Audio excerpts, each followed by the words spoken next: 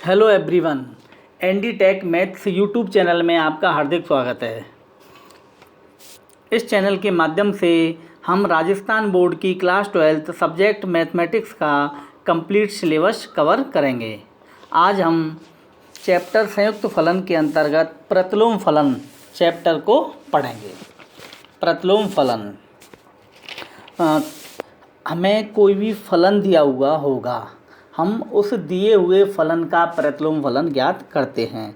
मान लो हमें कोई f(a2b) फलन परिभाषित कर रखा है और वो होना चाहिए एक की आच्छादक अर्थात 1 1 on 2, क्योंकि हम किसी फलन का प्रतिलोम फलन तभी ज्ञात कर सकते हैं जब वो फलन एक की आच्छादक हो।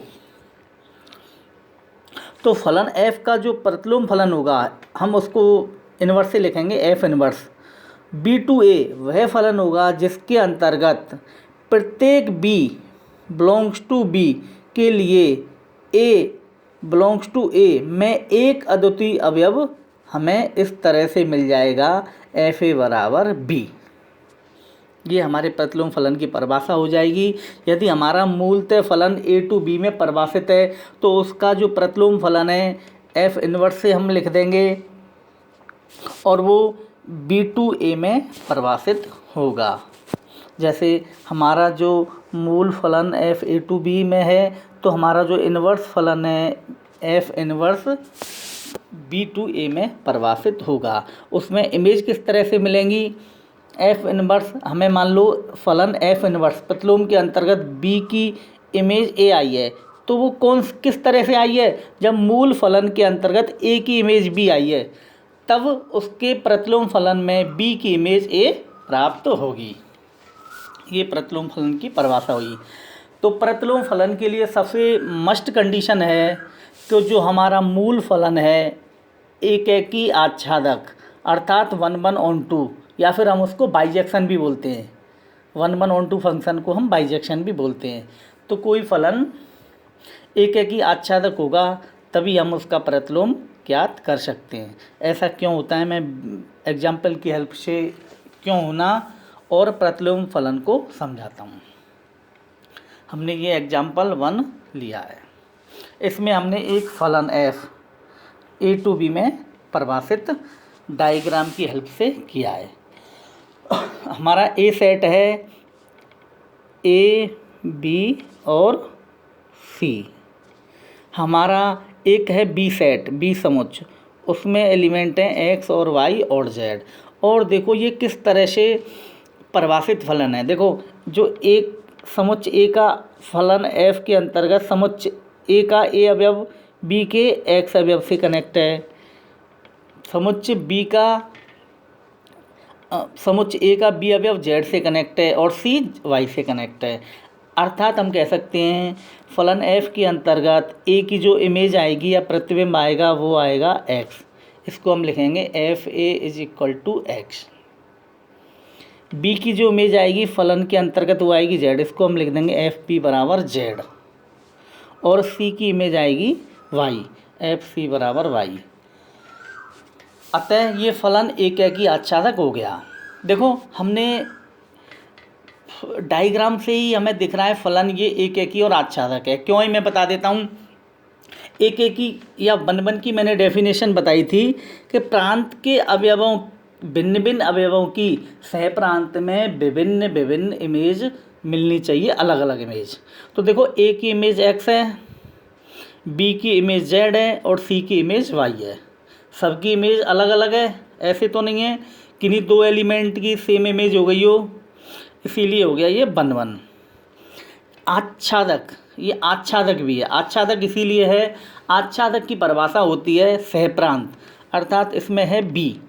सहप्रांत का प्रत्येक अवयव प्रांत के किसी न किसी अवयव से संबंधित जरूर होना चाहिए, या फिर हम कह सकते हैं सहप्रांत का प्रत्येक अवयव का प्रांत में पूर्व प्रतिबिंब होना चाहिए। देखो सहप्रांत हम देखते हैं b, इसमें x a से कनेक्ट है, y c से कनेक्ट है, z b से कनेक्ट है। अर्थात सहप्रांत का एक भी अवयव नहीं छूट रहा है जो a या प्रांत के अवयव से कनेक्ट ना हो।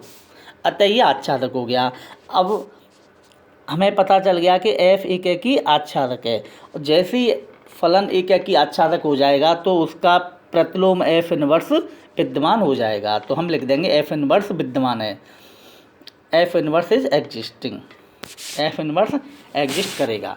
तो हम लिख देंगे f इनवर्स B2A, अर्थात हमारा जो प्रतिलोम फलन है f का वो B2A में डिफाइन होगा। यदि हमारा जो फलन है f A2B में है, ये देखो हमने ये A2B में किया है, तो उसका उल्टा नोटेशन हो जाएगा f इनवर्स और चेंज हो जाएगा B2A में परिभाषित हो जाएगा। तो देखो कैसे परिभाषित होगा। अब हमारा फलन देखो, मैं डायग्राम में बताता हूँ, ऐसे है, इधर से इधर की ओर ऐसे और ऐसे B2A में। अब हम B के एलिमेंट की इमेज निकालेंगे f इनवर्स के अंतर्गत। तो देखो सीधी सी बात है, x देखो किससे कनेक्ट हो रहा है, a से हो रहा है, y c से और z b से, या फिर अपन यहाँ भी देख सकते हैं एफ ए बराबर एक्स, तो x a से कनेक्ट है, तो x की हम प्रतिलोम फलन के अंतर्गत जो इमेज आएगी f इनवर्स x बराबर a। ऐसे ही हम y की इमेज निकालेंगे, तो यहाँ से देखो f इनवर्स y बराबर c, ऐसे ही f इनवर्स z बराबर p। हम डायग्राम की हेल्प ले सकते हैं या फिर ये जो फलन इस तरह से लिखा है इनमें से हम देख सकते हैं। इस तरह से हमने प्रतिलोम फलन को समझा और एक एग्जाम्पल देखा। अब हम इस फलन को, ये हमने जो फलन है, फलन और इसके प्रतिलोम को हम ऑर्डर पेयर के रूप में कैसे लिखते हैं ये हम देखते हैं। तो देखो ये जो फलन है ऑर्डर पेयर में लिखने के लिए हमें पता होना चाहिए कि प्रत्येक एलिमेंट की क्या क्या इमेज है। तो देखो हम ऑर्डर पेयर में कैसे लिखेंगे, f इज इक्वल टू, हम मझला कोष्टक या करली ब्रैकेट में ऑर्डर पेयर बनाते हैं। तो देखो फलन को हम लिख रहे हैं सबसे पहले ऑर्डर पेयर के रूप में, तो हमें पता है फलन के अंतर्गत a की इमेज आई थी x, इसीलिए ax लिख दिया। b की इमेज आई थी z, तो हमने b, z लिख दिया। c की इमेज आई थी y, इसीलिए हमने c, y लिख दिया। ये तो हो गया फलन। अब हम प्रतिलोम फलन को देखते हैं, ये रहा f इनवर्स। हम इसको क्रमित युग्म या ऑर्डर पेयर के रूप में कैसे लिखेंगे। तो देखो हमने देखा था हमारा जो प्रतिलोम फलन है f इनवर्स वो B2A में डिफाइन है। तो B के अवयवों की हम इमेज लेंगे। B में कौन कौन से एलिमेंट थे, x, y और z। तो देखो x की इमेज थी a, इसीलिए हमने x, a को लिख दिया एक छोटे कोष्टक में। y की इमेज थी c, तो y, c लिख दिया। और z की इमेज थी b, तो z, b लिख दिया। हम जो ऑर्डर पेयर लिखते हैं ना, उसमें जो पहला एलिमेंट होता है वो होता है डोमेन प्रांत का, दूसरा एलिमेंट होता है परिसर या सह प्रांत, कुछ भी बोल सकते हैं, उसकी इमेज होती है, वो होता है उसके साथ में। इस तरह से हम लिख सकते हैं।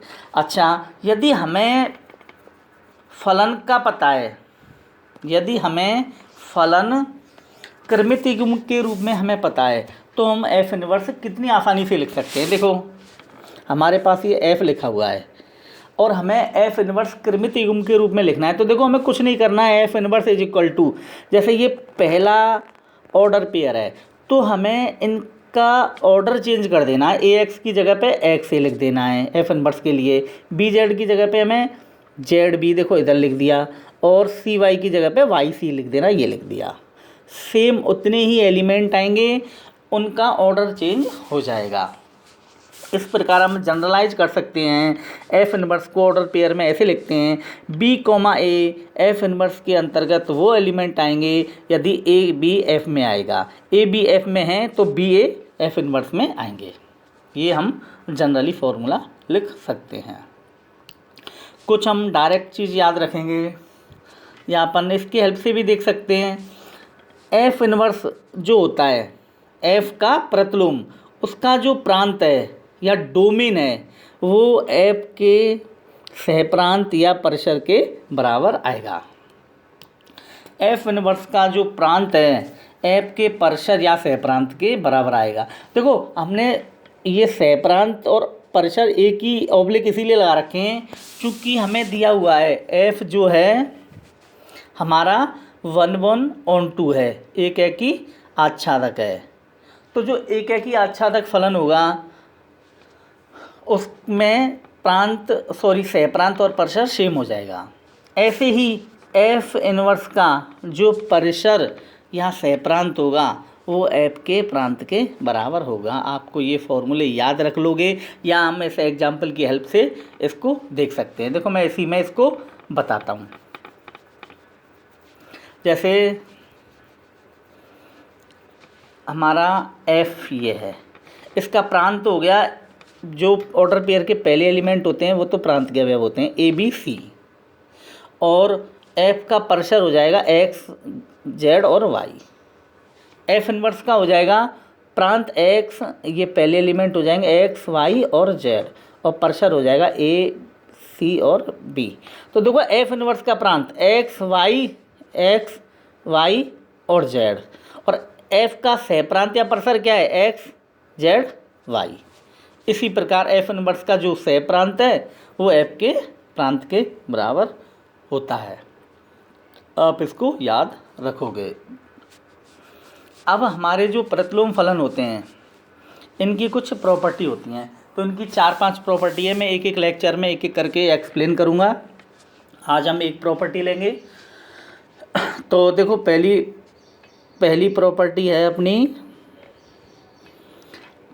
एक एकी आच्छादक फलन का प्रतिलोम अद्वितीय होता है। The inverse of a bijection is unique, या inverse of the 1/2 function is unique.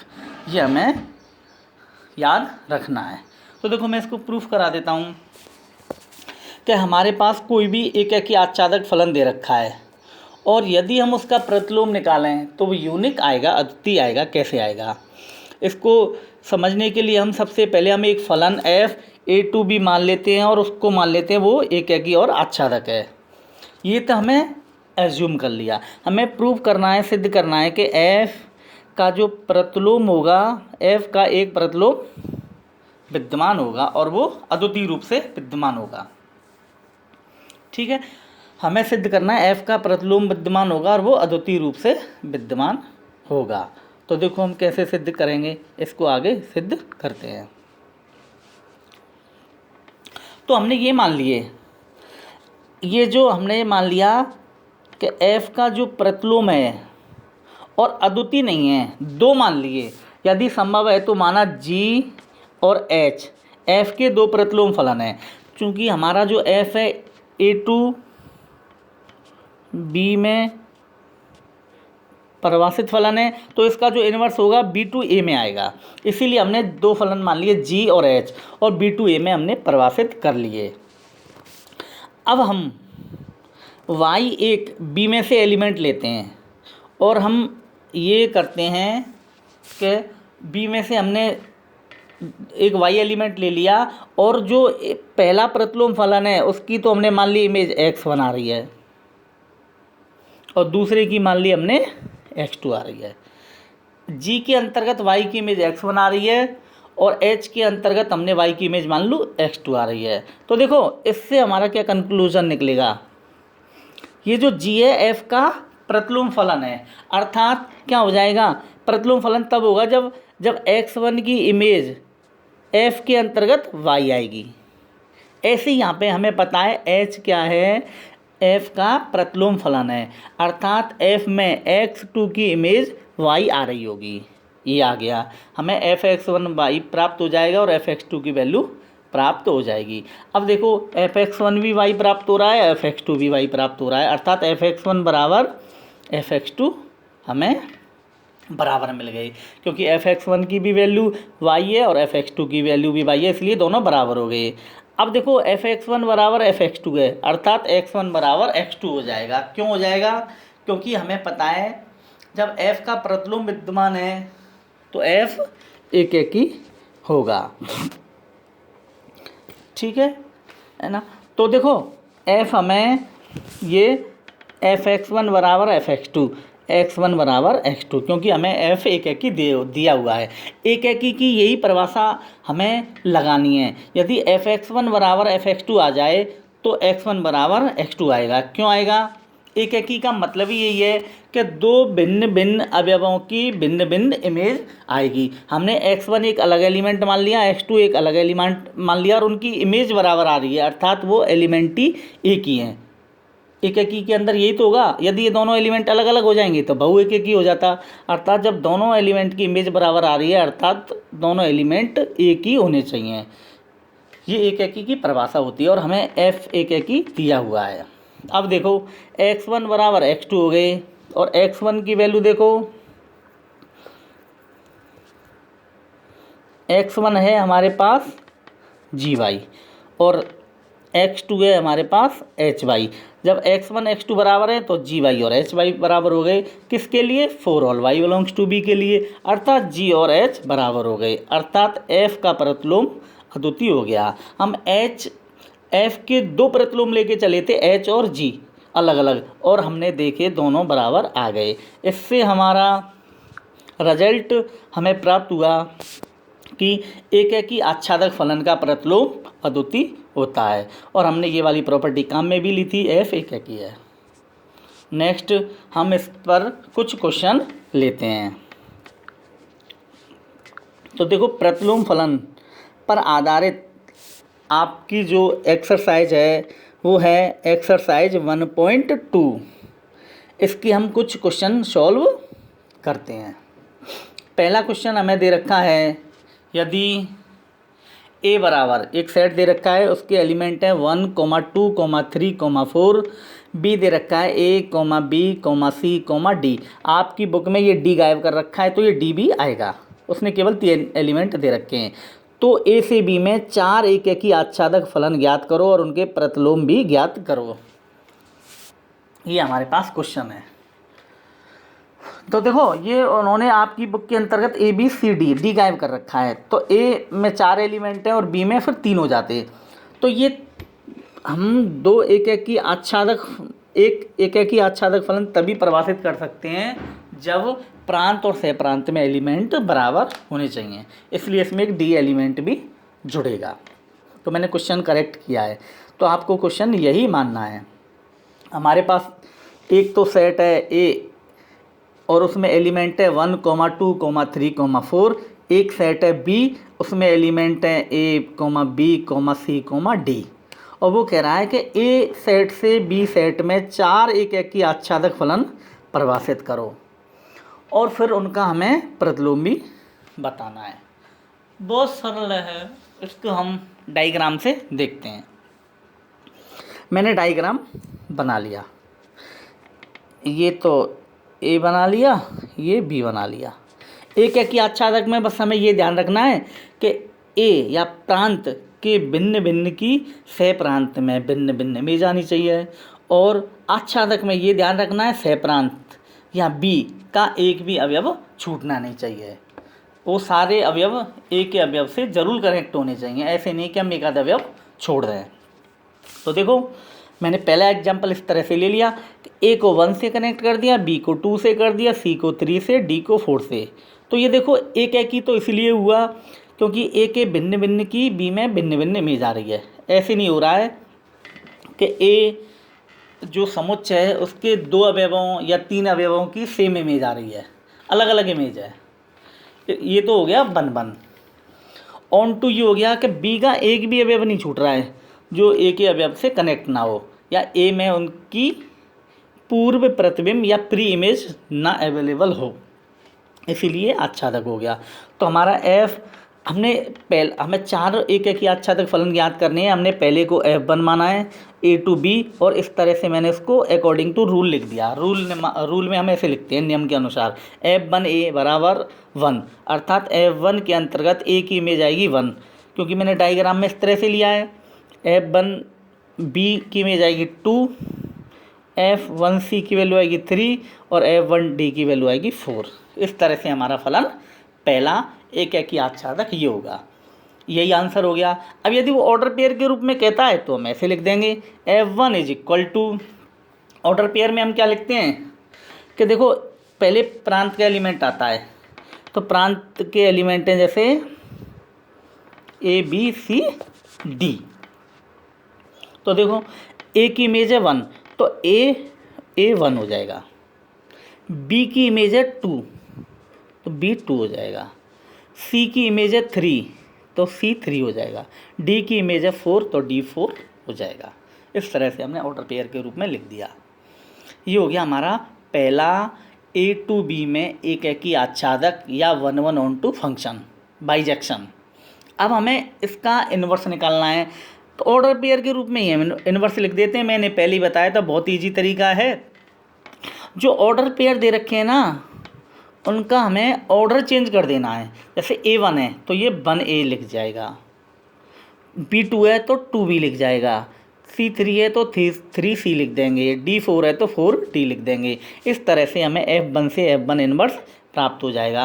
क्योंकि हमें पता है F1 1-1-on-2 है, एक एक ही आच्छादक है, इसीलिए F1 इन्वर्स एग्जिस्ट करेगा और एग्जिस्ट इस तरह से करेगा। मैं दोबारा बता देता हूँ, 1A अर्थात F इन्वर्स जो फलन होगा उसके अंतर्गत 1 की इमेज आएगी A। ऐसे ही F1 इन्वर्स के अंतर्गत 2 की इमेज आएगी B और 3 की इमेज आएगी C और 4 की आएगी D। इस तरह से बन जाएगा। देखो यूँ हो जाएगा वो डिफाइन उल्टा।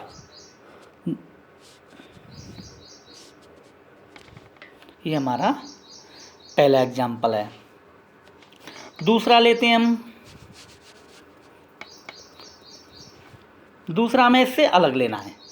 4 हमें अलग अलग एक एक ही आच्छादक फलन परिभाषित करने हैं। तो देखो थोड़ा सा चेंज कर देंगे। हमने ए तो 1 से ही कनेक्ट कर दिया, या ए की इमेज या प्रतिबिंब हमने 1 ही ले लिया, बी का 2 ले लिया, यहाँ पे सी का 4 कर दिया और डी का 3 कर दिया।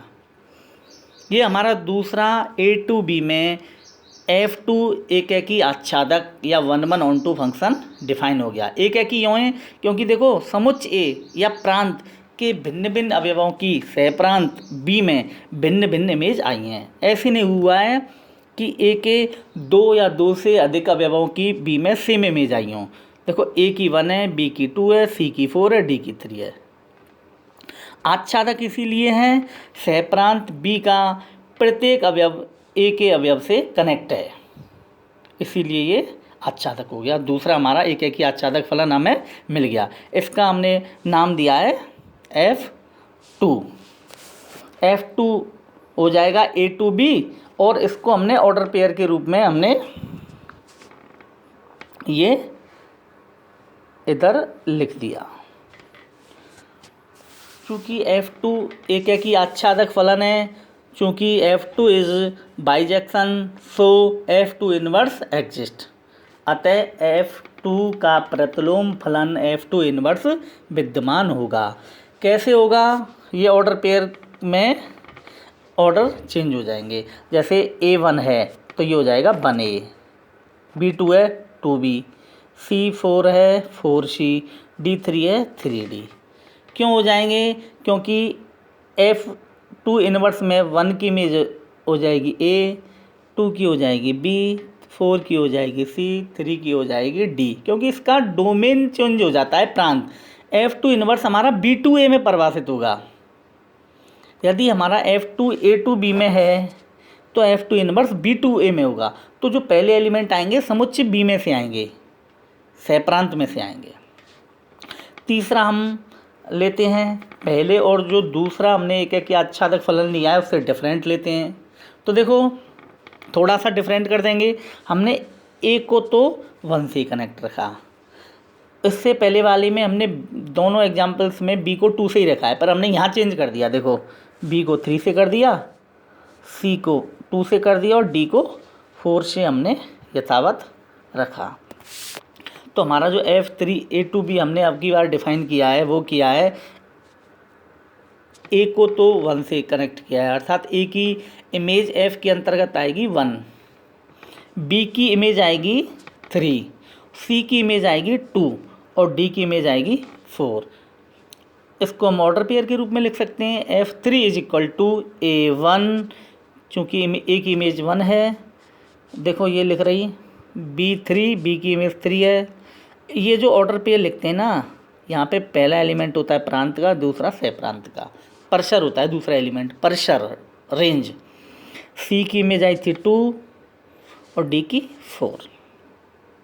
चूँकि F3 11/2 है, 11/2 ही लिए हैं हमने, क्योंकि ए के भिन्न भिन्न अवयवों की बी में भिन्न भिन्न इमेज। 1 हो गया, ऑन टू का मतलब आच्छादक का मतलब, 1 का मतलब बोलते हैं एक की, ऑन टू का मतलब आच्छादक। तो देखो एक के ये जो सभी अवयव हैं सबकी अलग अलग इमेज है, सबकी अलग है। एक की इमेज कोई है तो बी की उससे अलग होगी, सी की उससे अलग होगी, डी की उससे अलग होगी। आच्छादक का मतलब बी का कोई भी अवयव नहीं छूटेगा जो ए से कनेक्ट ना हो, या फिर जिसका पूर्व प्रतिबिंब एफ के अंतर्गत ए में अवेलेबल ना हो। F3 11/2 हो गया, दैट इज एक ही आच्छादक हो गया। अतः F3 इनवर्स विद्यमान होगा, हम इस तरह से बीच में लिख सकते हैं लैंग्वेज, और F3 इनवर्स हो जाएगा। A1 की जगह पे हम 1A लिख देंगे, B3 की जगह 3B, और C2 की जगह 2C, और D4 की जगह 4D। ये F यदि हमें दिया हुआ है तो उसके इन्वर्स से लिखने का तरीका है ऑर्डर पेयर। ऑर्डर पेयर जो होते हैं उनका सीरियल चेंज कर देते हैं। ऑर्डर पेयर के अंतर्गत जैसे एक ऑर्डर पेयर है A1 तो उसको 1A कर दिया। चौथा एग्जाम्पल हो जाएगा, तो देखो अभी तक हमने जितने भी एग्जाम्पल लिए हैं उनमें एक को 1 से कनेक्ट रखा है, तो ए को चेंज कर दो। सबसे पहले A 2 से कर दिया, तो B को फिर 2 से अलग से किया, 1 से, C को 3 से रखा और D को 4 से। ये हमने F4 ले लिया A to B में, और ये 11/2 है। 11/2 इसीलिए है क्योंकि A के भिन्न भिन्न की इमेज B में भिन्न भिन्न आ रही है, और B का अवयव कोई भी मिस नहीं हो रहा है। इस फोर्थ एग्जाम्पल्स को, या मैंने जो भी चौथा एग्जाम्पल F4 लिया है एक की आच्छादक का, इसको आप कंप्लीट करोगे। इसको आप ऑर्डर पेयर के रूप में लिखोगे और इसके लिए आप इनवर्स ज्ञात करोगे। ये आपके लिए काम हो गया। नेक्स्ट क्वेश्चन लेते हैं। नेक्स्ट अपना क्वेश्चन है क्वेश्चन नंबर 2, एक्सरसाइज 1.2 का। ये क्वेश्चन कहता है R2R का मतलब होता है रियल नंबर, वास्तविक संख्याओं का समुच्चय। वास्तविक संख्याओं में आ जाती हैं सारे नंबर जो हमने पढ़े हैं, प्राकृतिक संख्याएं, पूर्णांक, परमेय, अपरमेय, सबका यूनियन। मैं एक फलन इस तरह से परिभाषित किया है, f(x) = x³ - 3। FR2R वास्तविक संख्याओं के समुच्चय से वास्तविक संख्याओं के समुच्चय में एक फलन f(x) x³ - 3 नियम से परिभाषित किया है। तो वो कह रहा है सिद्ध करो कि f इनवर्स विद्यमान होगा, और f इनवर्स का सूत्र ज्ञात करो, और f इनवर्स 24 और f इनवर्स 5 की वैल्यू ज्ञात करो। तो देखो एक सबसे इम्पोर्टेंट चीज़ ये पूछी है कि f इनवर्स विद्यमान होगा, तो f के लिए f इनवर्स विद्यमान होने के लिए मस्ट कंडीशन है, मैंने पहले भी बताई थी, अब बता देता हूँ। f इनवर्स तभी विद्यमान होगा जब f एक की आच्छादक हो जाए, f 1/2 हो जाए, f बाइजेक्शन हो जाए, तीनों एक ही बात है। तो हमको f को एक की आच्छादक सिद्ध करना है। करते हैं हम एक की आच्छादक। हमें सॉल्व किया हमने, FR2R एक फलन दे रखा है, फलन है f(x) = x³ - 3। हम सबसे पहले इसको हम एक की या 1/1 प्रूफ करेंगे। तो हमने पहले एक की 1/1 डाल दिया। तो देखो एक की करने का हम तरीका ये लेते हैं कि हम सबसे पहले प्रांत में दो अवयव ले लेते हैं, x1 और x2। मान लिया हमने ये अलग अलग अवयव हैं, और हमने एक बार इस तरह से एज्यूम कर लिया कि इन दोनों की इमेज एक ही आ रही है, f(x1) f(x2), अर्थात ये हो गया x1 और x2 दो अलग अलग अवयव हैं और उनकी इमेज एक ही आ रही है, अर्थात ये एक ही नहीं हुआ। हम इसको कॉन्ट्राडिक्शन मेथड बोलते हैं, विरोधाभास। हम दो अलग अलग अवयव ले लिए, एक ही इमेज आ रही है, अर्थात ये 1/1 नहीं होगा। इस तरह से हम लेके चल रहे हैं, पर देखो हुआ क्या, रिजल्ट क्या आया।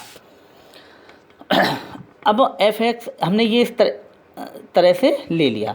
अब f(x1) की वैल्यू ये आ गई, क्योंकि f(x) = x³ + 3 दे रखा है, तो f(x1) निकालना है, तो x की जगह पर हम यहाँ x1 रख देंगे, और फिर यहाँ पे भी x1 रखने में आ जाएगा। तो f(x1) की वैल्यू आ जाएगी x1³ - 3। Similarly x two f x two की वैल्यू आ जाएगी x2³ - 3। इसको हम हल करते हैं तो देखो 3 से 3 कट जाएगा, x1³ बराबर x2³ आ जाएगा, अर्थात x1 बराबर x2 आ जाएगा। तो देखो x1 x2 हम दो अलग अलग अवयव लेके चले थे, उनकी इमेज हम समान लेके चले थे, पर हमने देखा हमारा फंक्शन इस तरह से दे रखा है कि वो x1 बराबर x2 आ गए। यदि उनकी इमेज बराबर आई है तो वो एलिमेंट भी हमें बराबर प्राप्त हो गए, अर्थात हमारा फलन बहु एक एक ही नहीं हुआ, अर्थात एक एक ही है।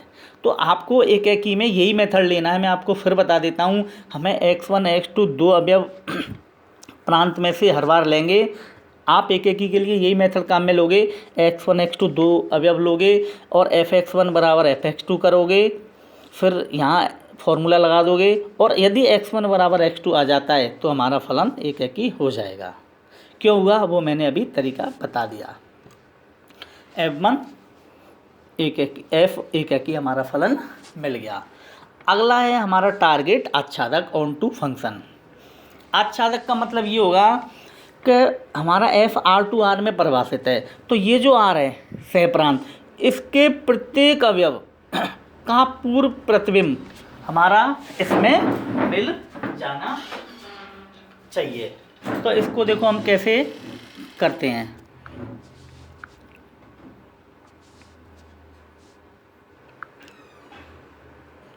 हमें f को आच्छादक सिद्ध करने के लिए हमें क्या करना पड़ेगा, इसके लिए हमें देखना पड़ेगा कि जो सहप्रांत R है इसका प्रत्येक अवयव प्रांत के अवयव का पूर्व प्रतिबिंब अवश्य होना चाहिए, या फिर सहप्रांत का प्रत्येक अवयव के लिए प्रांत में अवयव इस तरह से होना चाहिए कि वो उससे कनेक्ट हो। तो इसको देखो हम कैसे करते हैं।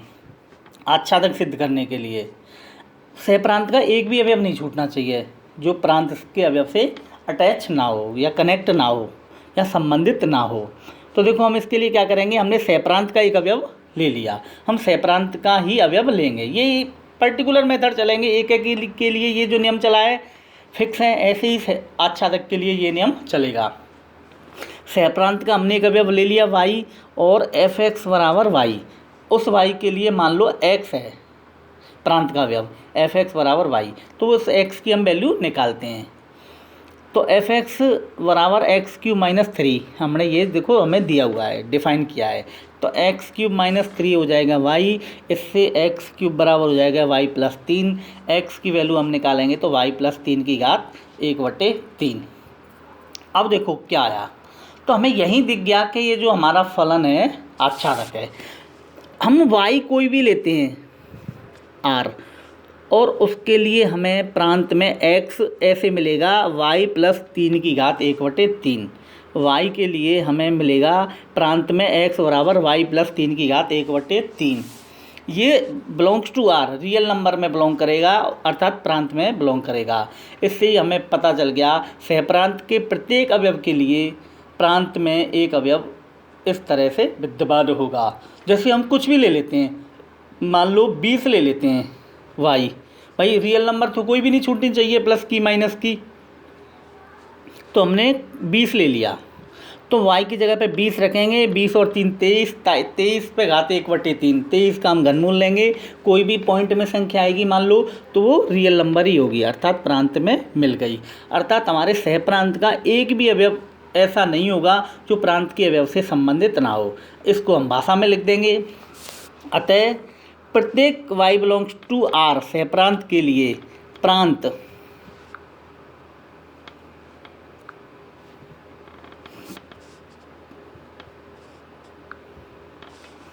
प्रांत में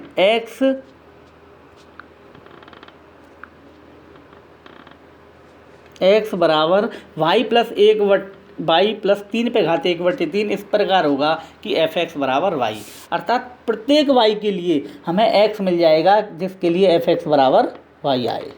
इस तरह से हमारा f आच्छादक हो जाएगा।